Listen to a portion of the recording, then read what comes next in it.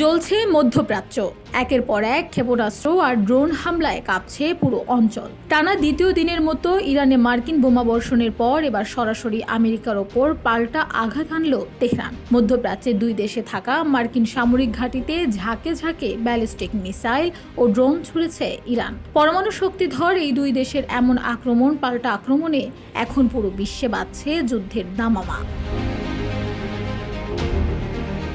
রোববার কাতার ভিত্তিক সংবাদ মাধ্যম আল জাজিরা জানায়, বাণিজ্যিক জাহাজে হামলার জেরে মার্কিন প্রেসিডেন্ট জো বাইডেনের সরাসরি নির্দেশে ইরানের 5টি উপকূলীয় অবস্থানে ব্যাপক ধ্বংসাযজ্ঞ চালায় ইউএস সেন্ট্রাল কমান্ড। মার্কিন যুদ্ধবিমান গুড়িয়ে দিয়েছে ইরানের সামরিক নজরদারি অবকাঠামো, আকাশ প্রতিরক্ষা ব্যবস্থা এবং ড্রোন মজুত কেন্দ্র। তবে বসে থাকেনি ইরানও। মার্কিন হামলার কয়েক ঘন্টার মধ্যেই কুয়েত ও বাহরাইনে অবস্থিত মার্কিন সামরিক ঘাঁটিতে নজিরবিহীন ড্রোন ও ক্ষেপণাস্ত্র হামলা চালায় ইরানের একটি ফোর্স আইআরজিসি। কুয়েতের আলী আল সালেম বিমান ঘাঁটি এবং বাহরাইনে মার্কিন নৌবাহিনীর সবচেয়ে শক্তিশালী 5ম নৌবহরকে লক্ষ্য করে এই হামলা চালানো হয়।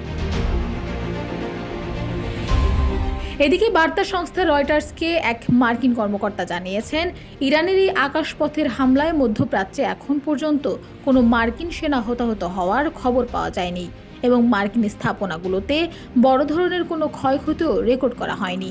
তবে পরিস্থিতি এখনও পুরোপুরি স্পষ্ট নয় এবং যে কোনো সময় পরিস্থিতি আরও ভয়াবহ রূপ নিতে পারে।